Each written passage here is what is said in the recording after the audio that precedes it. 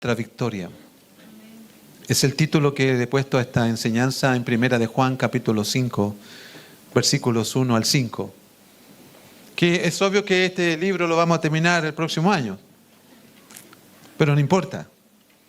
No importa que sigamos, porque justamente el último servicio de este año 2025 calza con Primera de Juan 5, que nos va a hablar de victoria del creyente, la victoria del Hijo de Dios, de lo que realmente nos ha dado en Cristo, el Padre. Dice el verso 1, todo aquel que cree que Jesús es el Cristo es nacido de Dios. Fíjese en esta palabra, nacido de Dios, porque ahí radica la victoria. Y todo aquel que ama al que engendró, ama también al que ha sido engendrado por él. En esto conocemos que amamos a los hijos de Dios, cuando amamos a Dios y guardamos sus mandamientos. Pues este es el amor a Dios, que guardemos sus mandamientos. Y sus mandamientos no son gravosos o difíciles. Porque todo lo que es nacido de Dios vence al mundo. Y esta es la victoria que ha vencido al mundo. ¿Qué? Nuestra fe. ¿Quién es el que vence al mundo, sino el que cree que Jesús es el Hijo de Dios? ¡Qué hermoso! Qué hermoso lo que nos muestra aquí Juan en esta carta pastoral, que ustedes saben que tienen como contexto, y lo nombramos muchas veces, la persecución que están viviendo los primeros creyentes, producto de filosofías que se han introducido a la iglesia y que quieren sacar al creyente de su posición en Cristo. Recuerda esta frase: las tendencias del mundo, las filosofías del mundo, las malas o falsas enseñanzas y el enemigo lo que quieren hacer es que usted y yo perdamos nuestra posición en Cristo. ¿Cuál posición? La que Cristo nos dio a partir de ser hijos del Señor. La posición que Él nos dio, como dice acá, de ser hechos nacidos de Dios. Porque ¿qué significa ser nacidos de Dios? ¿Lo ha pensado usted? ¿Se ha detenido a meditar qué significa que Juan, aquí y también en el Evangelio de Juan, como vamos a ver, hable de los que han nacido no de carne, sino de Dios? No han nacido de voluntad humana, sino de Dios. ¿Y por quién? Por medio del Espíritu Santo que nos ha dado.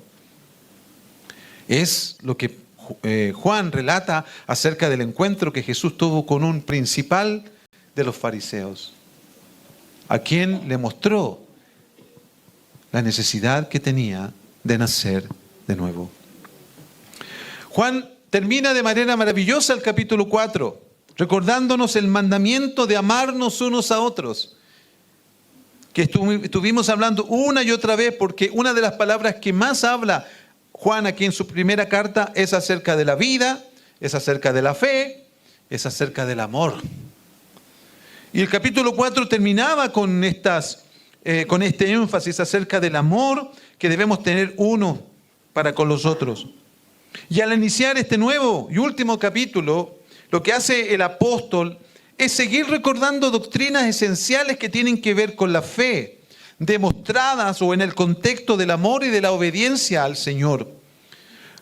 Los lectores que tenía Juan quedaron pero muy claritos, y eso creemos, por cierto, que en medio de la persecución intelectual, persecución física, la fe del creyente es la que le da la victoria sobre todas las cosas que padecemos en esta vida.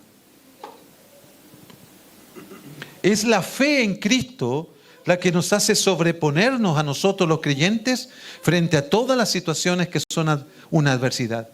Es la fe. Es la fe. No es la iglesia. En la iglesia tiene que haber una atmósfera de fe.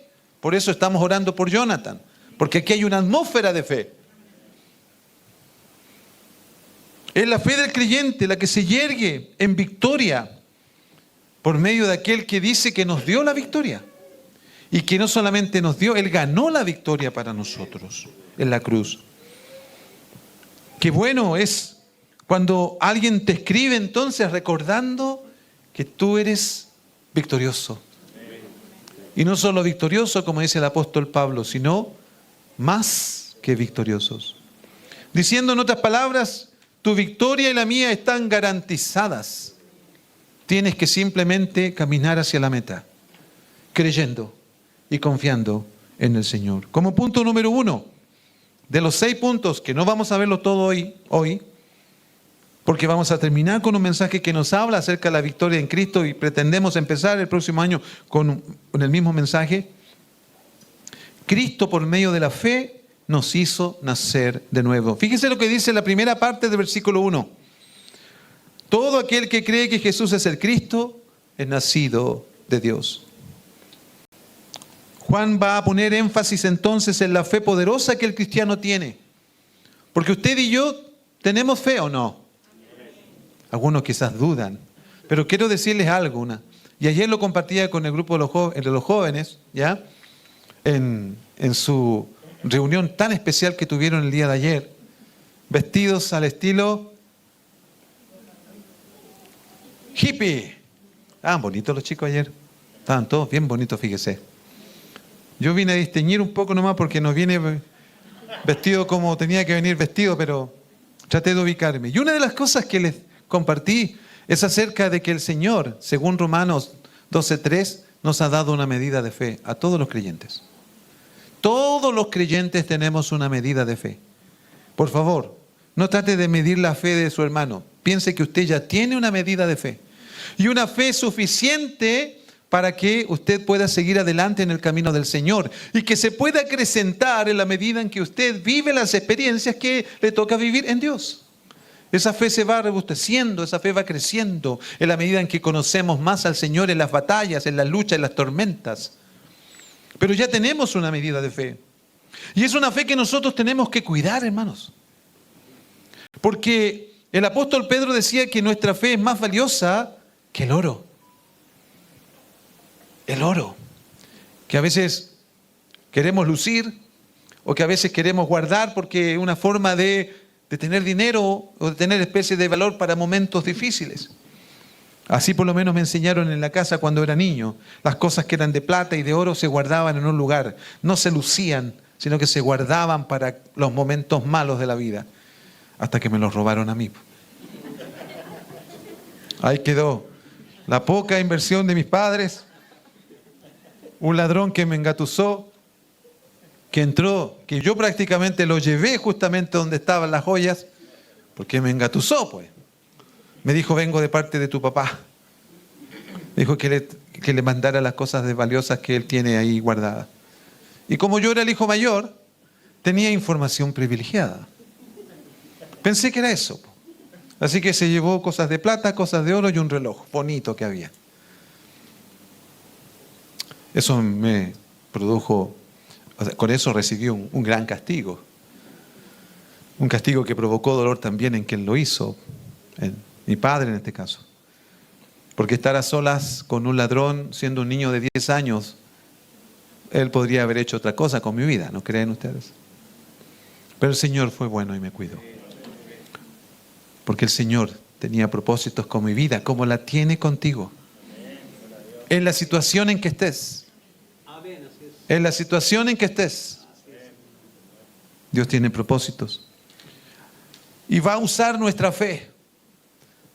Va a hacer que nuestra fe nos lleve justamente a esos propósitos. En 1 de Pedro 1:6 al 8 escribía el apóstol: en lo cual vosotros alegráis, aunque ahora por un poco de tiempo, si es necesario, os tengáis que ser afligidos en diversas pruebas, para que sometida a prueba vuestra fe, mucho más preciosa que el oro, el cual aunque perecedero se prueba con fuego, sea hallada en alabanza, gloria y honra cuando sea manifestado Jesucristo, a quien amáis sin haberle visto, en quien creyendo, aunque ahora no lo veáis, os alegráis con gozo inefable y glorioso. Las mismas condiciones tenían los creyentes a los cuales le está hablando el apóstol Pedro. Se les llama a los expatriados, los que fueron sacados bruscamente, brutalmente de su hábitat natural y fueron perseguidos y esparcidos en diferentes lugares. Pedro les dice a ellos, el hombre que no quería sufrir por la causa de Cristo. ¿Recuerda usted a Pedro? Que ni siquiera quería que Jesús fuera a Jerusalén. ¿Por qué? Porque Jesús había dicho que tenía que morir allá. Ámate un poquito, Señor, ¿cómo se te ocurre? Apártate de mí, Satanás. Recibió duras reprimendas Pedro, durísimas, fuertes, hasta que aprendió que por medio de la fe que Dios le había dado, él también podía padecer por la causa de Cristo. Y mire cómo escribe.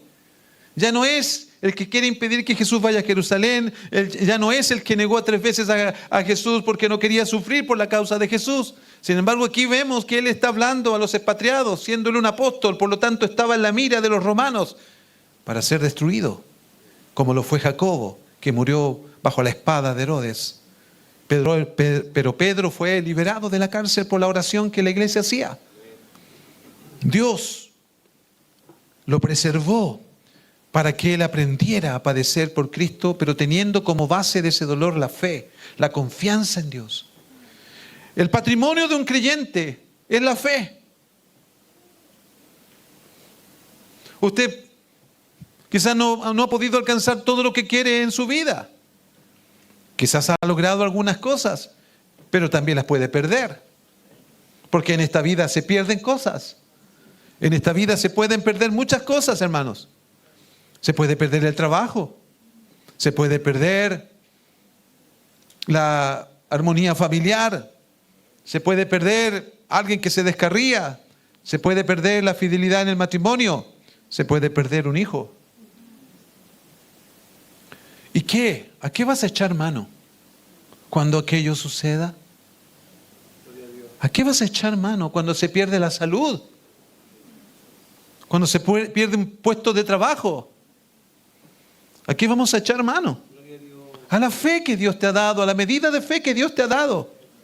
No tienes que estar envidiándole la fe a nadie. A lo mejor anhelar la fe que otros tienen, pero recuerda que tú ya tienes una medida de fe. Muévete en esa medida de fe.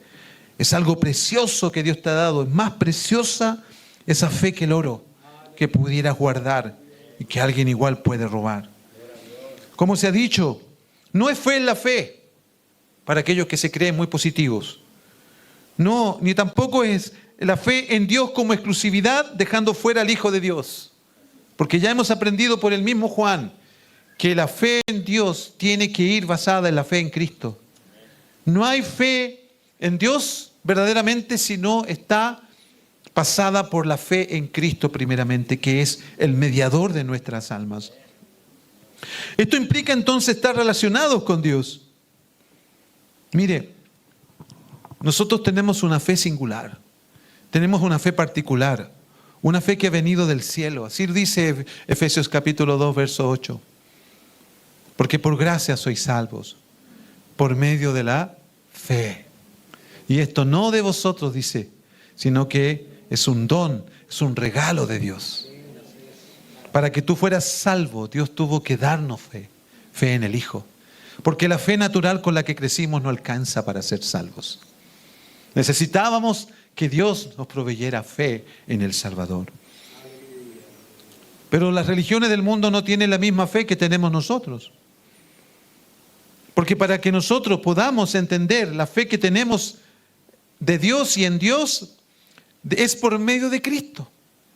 La fe que tenemos es por medio de Cristo. Y esa fe está relacionada con Cristo. Como decía el pastor Roger, una de las mañanas que escuchaba antes de llegar al programa de radio, el pastor Roger decía, alguien puede ser mahometano sin haber conocido a Mahoma. Alguien puede ser confuciano sin haber conocido a Confucio. Alguien puede ser budista sin haber conocido a Buda.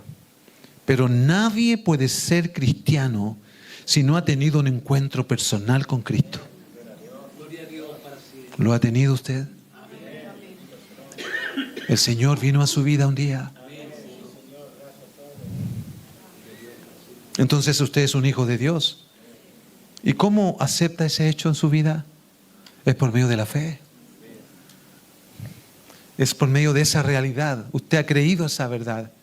Y en esa verdad se mueve. Por lo tanto, yo quiero confirmar la fe de ustedes en esta hora. Es Dios que nos ha dado, nos ha hecho hijos de Dios cuando creímos en Jesús.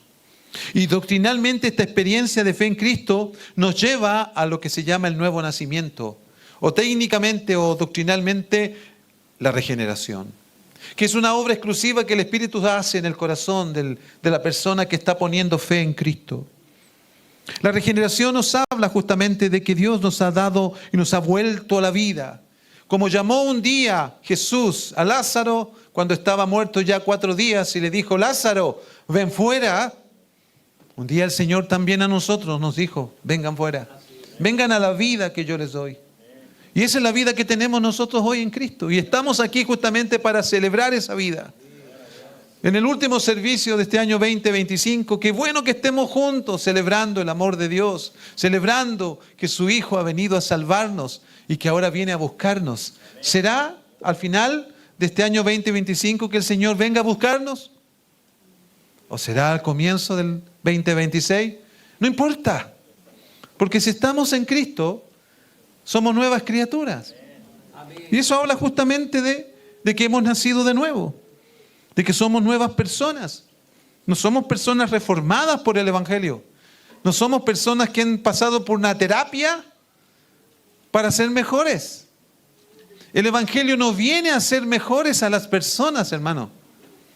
El Evangelio de la victoria que Cristo trae al ser humano no es un Evangelio que viene a traer una terapia para que nosotros mejoremos alguna área de nuestra vida. De eso se encargan otras filosofías de esta vida.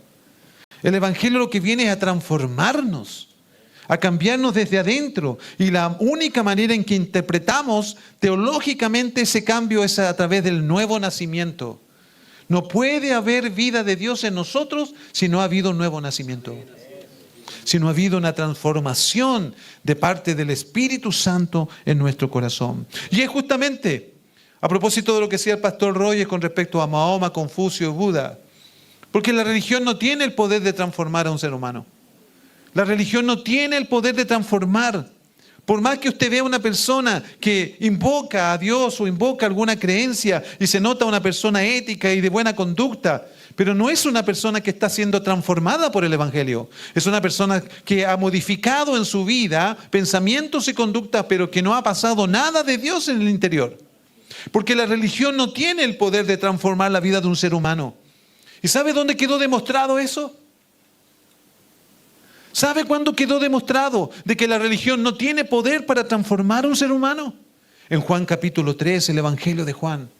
En la gran conversación que tuvo Jesús con un hombre que externamente vivía en lo que era la filosofía de la religión más pura de ese momento, que es la religión judía. Siendo un fariseo, una persona que tenía alta estima de los religiosos de su época.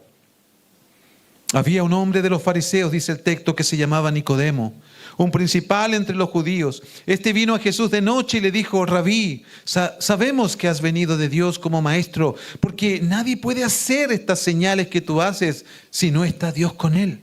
Respondió Jesús y le dijo: de cierto te digo, que el que no naciere de nuevo no puede ver el reino de Dios. Nicodemo le dijo: ¿cómo puede un hombre nacer siendo viejo? ¿Puede acaso entrar por segunda vez en el vientre de su madre y nacer? Respondió Jesús: de cierto te digo, que el que no naciere del agua y del Espíritu no puede entrar en el reino de Dios. Lo que es nacido de la carne, carne es. Y lo que es nacido del Espíritu, Espíritu es. No te maravilles de que te dije: os es necesario nacer de nuevo. El viento sopla de donde quiere y oye su sonido, mas ni sabe de dónde viene ni a dónde va. Así es todo aquel que es nacido del Espíritu. Respondió Nicodemo y le dijo: ¿cómo puede hacerse esto? Respondió Jesús y le dijo, está preguntando el experto en religión de la época. El experto en religión de la época le está diciendo a Jesús: ¿cómo puede hacerse esto? Respondió Jesús y le dijo: ¿eres tú maestro en Israel? ¿Y no sabes esto? De cierto te digo, que lo que sabemos hablamos y lo que hemos visto testificamos, y no reciben nuestro testimonio. Si os he dicho cosas terrenales y no creéis, ¿cómo creeréis si os dijere las celestiales? Porque para entender las celestiales tiene que haber una obra de regeneración en nuestro corazón. Y aquel que ha creído en Jesús ha vivido esta experiencia de un nuevo nacimiento. Y que muchas veces se nota en algunos creyentes cuando nacen de nuevo. ¿Se acuerda usted cuando nació de nuevo? ¿Se acuerda usted cuando el Señor tocó su corazón y le hizo nacer de nuevo? ¿Qué sintió o qué deseó que le llamó la atención en su primer tiempo de haber nacido de nuevo en Cristo? ¿Qué le llamó la atención en lo que estaba sucediendo en su vida en ese momento? ¿Empezó a sentir hambre por la palabra de Dios, por ejemplo? ¿Empezó a desear leer la Biblia, tener una Biblia? En mi tiempo, tener una Biblia era escaso. Y las únicas Biblias que habían eran las que no traían ni un comentario. Traían la tapa y la Biblia nomás. No traían ni mapa siquiera. Pero, ¿cómo rayé esa Biblia? ¿Cómo marqué esa Biblia? ¿Cómo aprendí? Escribí tarjetitas con versículos, los clavé en la pared de la iglesia. El pastor hasta se enojó, yo creo, donde vio tantas tarjetas con versículos. Pastores que para que cuando lleguen los hermanos y miren la pared se encuentren con un versículo y se lo aprendan de memoria. Eso deseaba yo. Estar ahí en las cosas de Dios, estar en la iglesia. Llegaba de la iglesia porque estaba en la enseñanza media, me acuerdo. Dejaba mi maletín porque yo iba muy pinteado al colegio.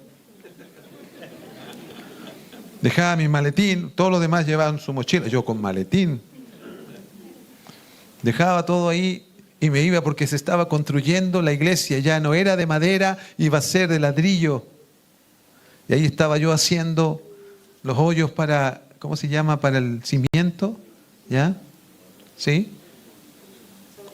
Eso, ¿cierto? Los hoyos ahí, todo el cuadrante. Ahí estaba yo, métale con pala. A veces era el único que estaba ahí. Yo a lo mejor soy moreno porque estuve mucho tiempo al sol ahí, hermano. Yo creo, no sé. Hasta que llegó el misionero. El misionero era un tipo alto, robusto, se parecía a Brutus de Popeye. ¿Saben?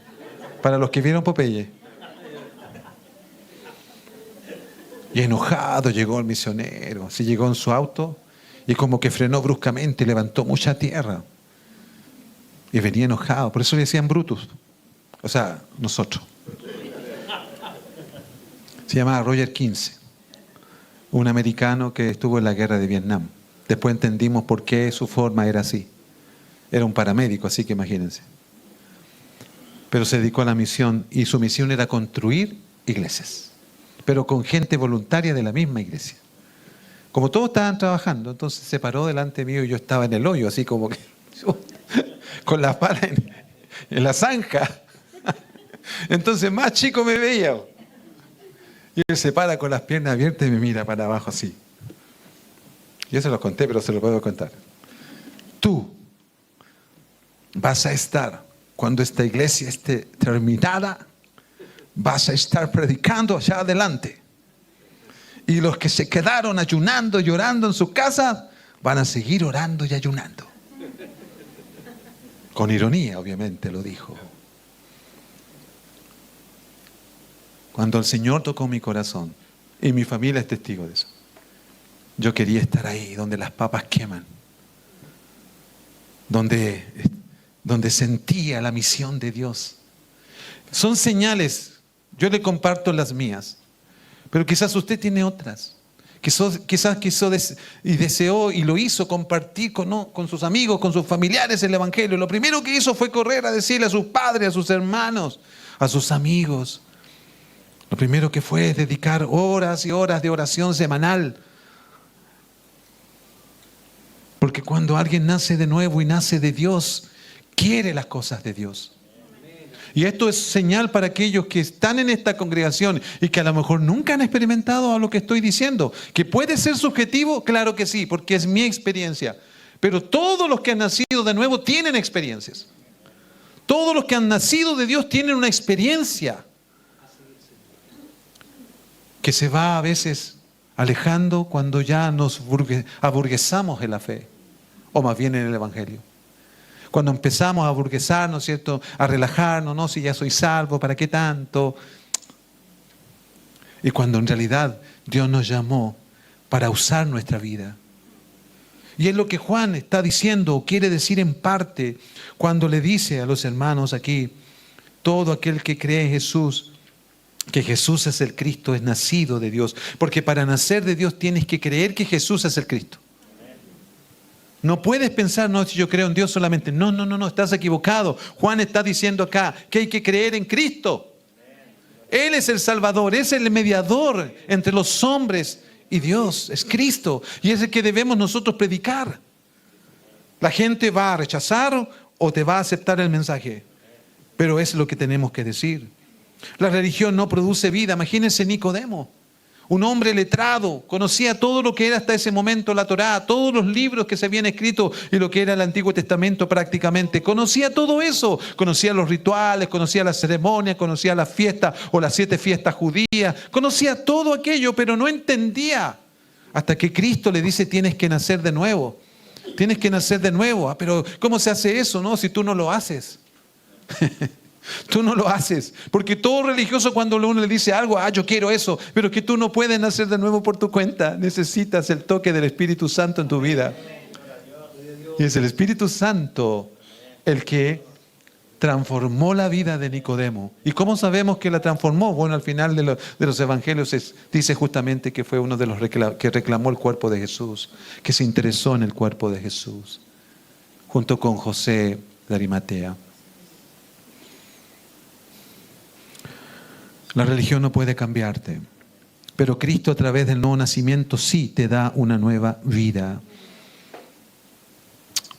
El apóstol Juan está hablando de esta vida, de este nacimiento que sitúa al hombre y a la mujer que creen en Cristo en una relación de vida, en comunión, en salvación, en eternidad. Juan les dice a los primeros cristianos que ellos han nacido de nuevo. ¿Y qué significa eso? Bueno, Juan 1, 12, 13 en el Evangelio lo dice: mas a todos los que le recibieron, a los que creen en su nombre, les dio potestad de ser hechos hijos de Dios. Dice, los cuales no son engendrados de sangre, ni de voluntad de carne, ni de voluntad de varón, sino de Dios. Y sigue diciendo en 1 de Juan 3:9, todo aquel que es nacido de Dios no practica el pecado, porque la simiente de Dios permanece en él y no puede pecar porque es nacido de Dios. Otra señal importante que sucede en un recién nacido o en un hombre y una mujer nacidos de Dios es que ya el pecado no le es indiferente. Sí, igual pecamos, porque en el camino hacia la eternidad vamos a fallar muchas veces, pero abogado tenemos en Cristo y nos paramos nuevamente. ¿No es así? Eso es lo que decía el mismo apóstol Juan en el capítulo 2. Os escribo a vosotros para que no pequéis. Pero si alguno hubiere pecado, abogado tenemos a Jesucristo el justo. Abogacía tenemos. Y una de las señales es que nosotros no queremos pecar cuando hemos experimentado el nuevo nacimiento. Porque queremos ser victoriosos sobre el pecado. Y luchamos. Y a veces luchamos en nuestras fuerzas, ¿verdad? Hasta que Dios nos va enseñando que no es nuestras fuerzas, sino que es por el Espíritu de Dios que nos ha dado. Porque si hemos nacido del Espíritu de Dios, es el mismo Espíritu que nos ayuda a vencer el pecado. Obviamente, basándonos en la verdad para saber lo que es pecado. No podemos saber lo que es pecado si no sabemos lo que la Biblia dice acerca del pecado. No practica el pecado, dice. Qué interesante. Todo aquel que es nacido de Dios no practica el pecado. Puede que peque, pero es diferente a practicar el pecado. Porque un creyente nacido de nuevo lo que hace es buscar a Dios, es desear a Dios. Y hay una conciencia que el Espíritu Santo coloca en la mente del creyente de lo que es pecado. Yo le he contado a ustedes que yo era un mentiroso, me gustaba inventar mentiras para llamar la atención. Era una extensión de mi propia necesidad de significado en la vida, llamar la atención mintiendo cada rato, por chiste, por broma, pero mentía. Y cuando el Señor vino a mi vida, una de las primeras cosas, si no por decir la primera cosa que Dios quitó de mi vida fue la mentira. Me acuerdo que en una oportunidad fuimos con unos amigos del colegio, en 8º básico. y fuimos al Estadio Nacional porque algo iba a pasar en el Estadio Nacional, no me recuerdo qué, no sé si era un conjunto musical o era unas competencias. Y el tema es que yo tenía, no me acuerdo, bueno, sí, me acuerdo más o menos, tenía 12 años. Y solo se podía entrar gratis hasta los 11 años.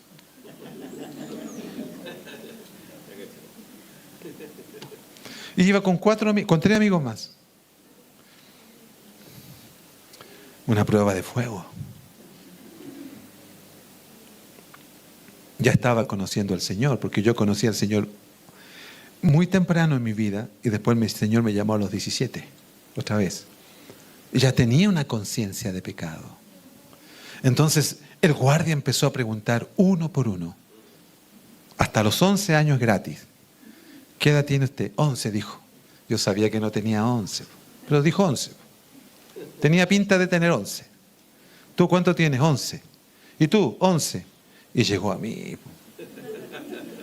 ¿Qué cree que dije yo? A ver, ¿qué cree usted que yo dije? ¿Sabe qué dije yo? 12. Y mis amigos me quedaron mirando, ¿sí? Fui el chiste de ellos toda la tarde. Usted se imaginará los tipos de chistes que me hicieron. Que no eran chistes, eran humillaciones.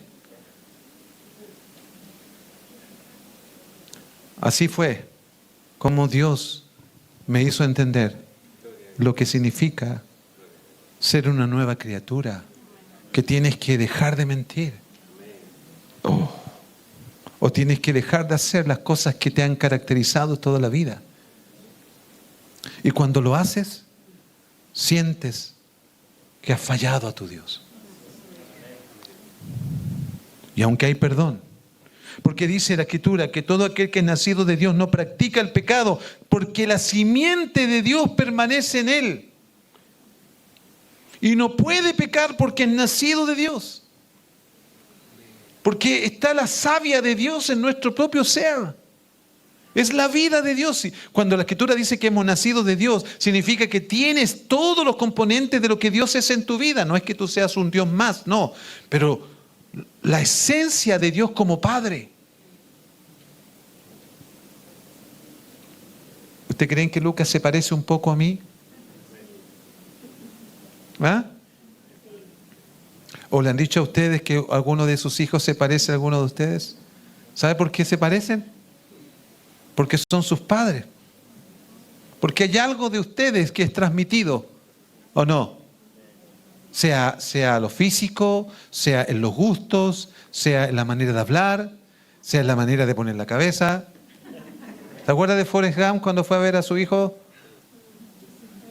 ¿Se acuerda, no? Que le llevó bombones a la mamá. ¿Se había comido uno?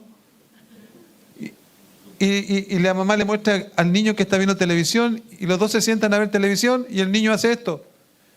Y los dos al unísono hacen esto. No había ninguna duda de que era hijo de él. Bueno, la película quería mostrar eso, ¿no? Nosotros también tenemos lo de Dios en nosotros porque Cristo vino a vivir en nuestro corazón. Hermano, y eso es victoria. Ese es el principio de entender la victoria de Dios. Lo que el Juan le está transmitiendo a estos hermanos que están siendo perseguidos y que están sufriendo por la causa de Cristo. Ustedes son victoriosos. ¿Saben por qué? Porque Dios nunca ha sido un ser derrotado. ¿O no? Dios nunca ha perdido. Lo único que perdió fue a su Hijo por ti y por mí. Pero lo ganó mediante la resurrección. Entonces, si Juan está escribiéndole, ¿cierto?, que somos nacidos de Dios, es porque nos está diciendo a su vez, y lo dice más adelante, que somos capaces de vencer el pecado, que somos capaces de vencer el mundo, que somos capaces de vencer a Satanás. Más adelante va a decir que os escribo a vosotros jóvenes porque habéis vencido, les dice. A propósito de los jóvenes que estuvieron ayer y los que no estuvieron también, han vencido. Han vencido al maligno. Punto número 2. Cristo por medio de la fe nos capacita para amar. Y todo aquel que ama, la parte B del versículo 1, y todo aquel que ama al que engendró, ama también al que ha sido engendrado por él. Juan sigue diciendo que los que han nacido de nuevo por la fe en Cristo están capacitados para amar a Dios y a sus hermanos. Triunfo sobre el odio, triunfo sobre la amargura, triunfo sobre el resentimiento. Yo me gozo como el Señor obra en corazones aquí en la iglesia. Como decíamos en el sermón anterior, basado en el capítulo 4 de Primera de Juan. Sí, una señal justamente de que algo está pasando cuando estamos pleiteados los hermanos uno con otro. Una señal de que eres un hombre y una mujer nacido de Dios. ¿Sabe cuál es? Es que sufres por ese pleito. Porque no puedes estar tranquilo si estás pleiteado con un hermano o con una hermana. Esa es una señal de un hombre y una mujer que tienen una conciencia nueva. Quizás antes de ser cristiano, te daba lo mismo pelearte con alguien. Eras totalmente indiferente. Le podrías cantar en su cara: ódiame por piedad, yo te lo pido. Pero ahora que somos nacidos de nuevo, tenemos victoria en el resentimiento. Porque mire lo que dice: todo aquel que ama al que engendró. ¿Quién es el que engendra? Dios. Dios el Padre nos engendró en su Hijo. Ama también al que ha sido engendrado por Él. Dios te engendró a ti, pero engendró también a otros y a mí también. ¿Y qué es lo que caracteriza esa relación? Es el amor. El amor que muchas veces tiene que ser perdón. El amor que muchas veces tiene que ser aceptación. El amor que muchas veces tiene que haber espera para que las cosas vuelvan a ser mejor. Dios es el que nos ha engendrado. Y por lo tanto, si Él nos ha engendrado, tenemos que mirarnos los unos a los otros como personas, como creyentes engendrados por Él. No puedes subestimar a tu hermano o a tu hermana, porque tiene el mismo Padre. Los que somos papás, ¿cuánto sufren los papás cuando los hijos pelean? No estoy hablando de esas peleitas que a veces uno los puede arreglar, ¿cierto? Esas diferencias que usted les puede comprar un helado, ya vamos a tomar un helado. No, estamos hablando de esas que son cototas, como decimos, ¿eh? De esas que a veces hay portazos, de esas que a veces hace que los rostros se enfurezcan y que emitan palabras para ofender. ¿Cuánto los padres sufren por eso?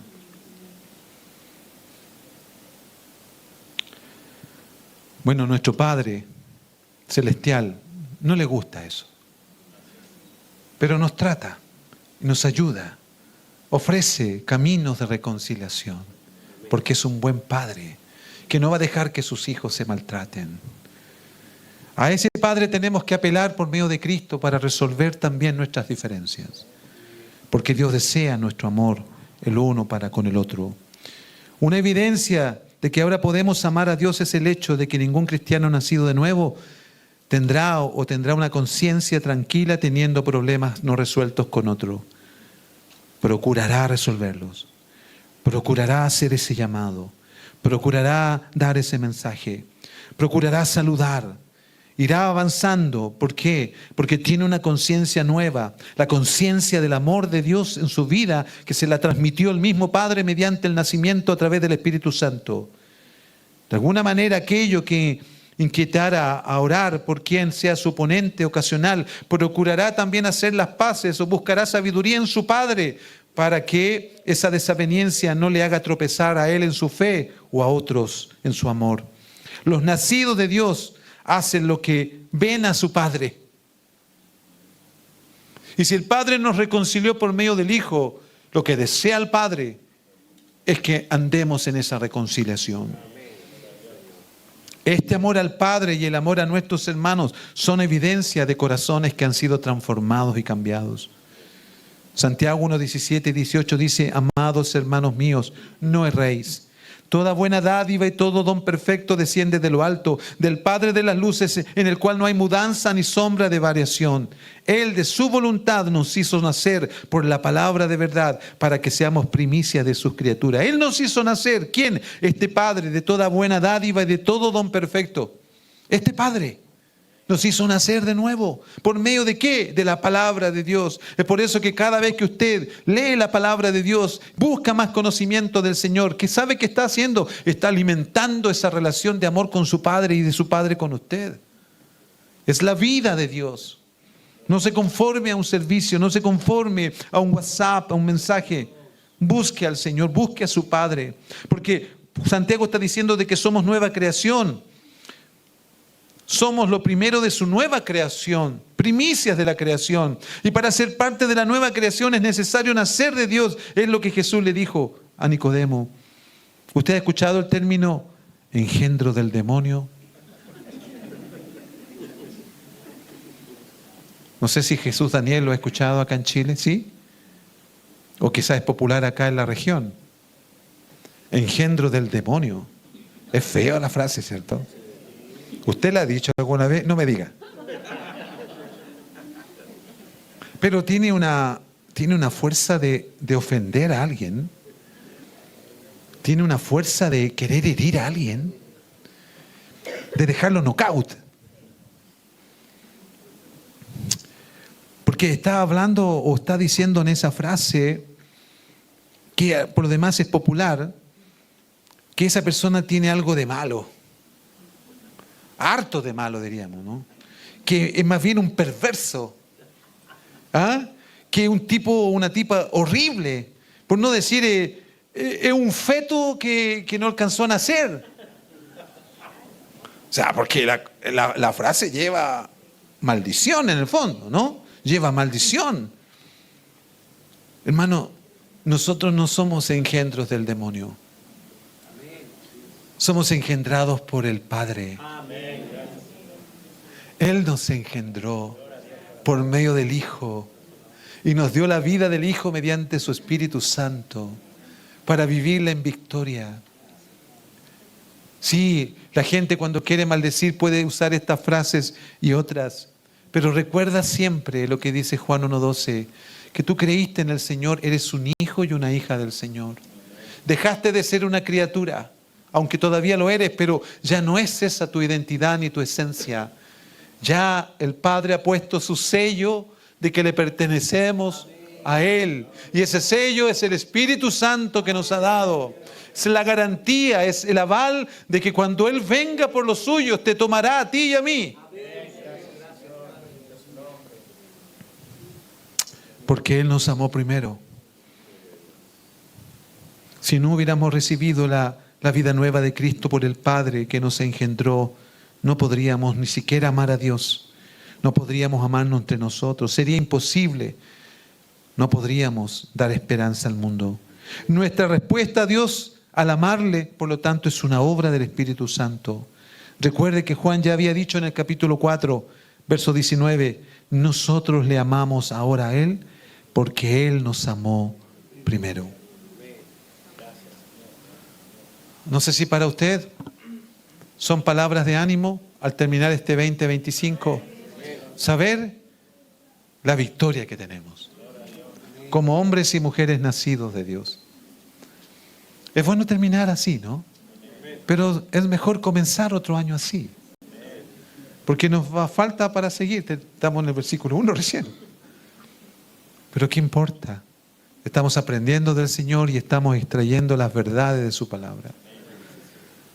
Mírese a sí mismo como un hombre y una mujer que han nacido de nuevo. No por usted, nunca fue por usted. Fue la obra del Espíritu. Y si fue la obra del Espíritu, entonces es una garantía de que podemos andar en victoria.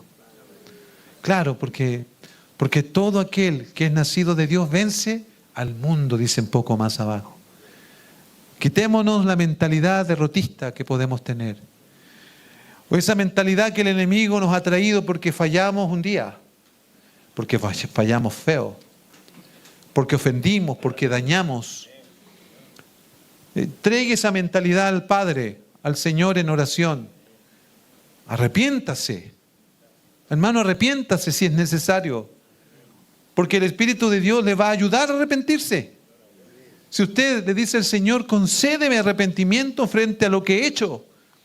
Ayúdame, Señor, porque soy tu hijo, soy tu hija y yo quiero andar en la victoria. Renuévame, sáname, dame, hazme recordar, mejor dicho, esta verdad que tú dices en tu palabra. Esto nos va a llevar más adelante a la obediencia, pero vamos a dejar hasta acá la enseñanza. Cierre sus ojos.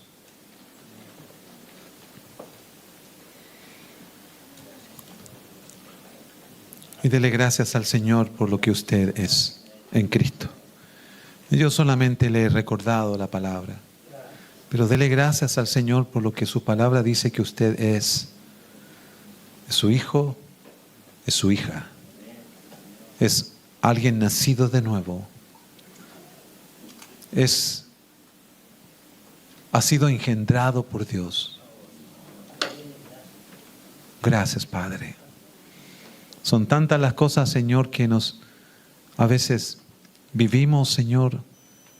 Son tantas las luchas que podemos tener, las desavenencias que a veces pueden ocurrir. Pero qué bueno es saber en este momento que somos victoriosos, Señor. Y que así será nuestro camino en esta tierra hacia la eternidad.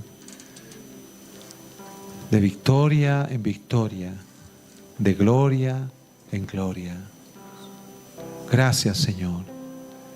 Te pedimos perdón, Dios amado, por relajarnos en el camino, por olvidar y no estar atentos a esa simiente que está en nosotros, que es Cristo, quien hace que vivamos tu vida, Padre, pues no podríamos vivir tu vida si Cristo no estuviera en nuestro corazón. Señor, y si hemos nacido de nuevo, haznos amarte a ti con todo nuestro corazón. Haznos amante de tu palabra. Señor, que este año que viene podamos asumir el desafío de conocerte más a través de tu palabra, de ser disciplinados, para no poner la fe en la disciplina, sino como medio de la gracia para alcanzar la madurez como hijos amados por ti. Bendito sea tu nombre, Señor. Gracias por esta iglesia que tú has levantado, porque no es obra de nadie, es tu obra. Y tú te provees para tu obra. Tú provees a los tuyos de paz, de gozo, de esperanza. Pero también, como somos tu obra, tú nos inquietas, tú nos amonestas. Tú, Señor, pones el peso también, el sentir de Cristo en nosotros. Y te pedimos que sigas obrando, porque somos tu obra, somos tus hijos, somos los nacidos de ti. Amén. Amén, Jesús.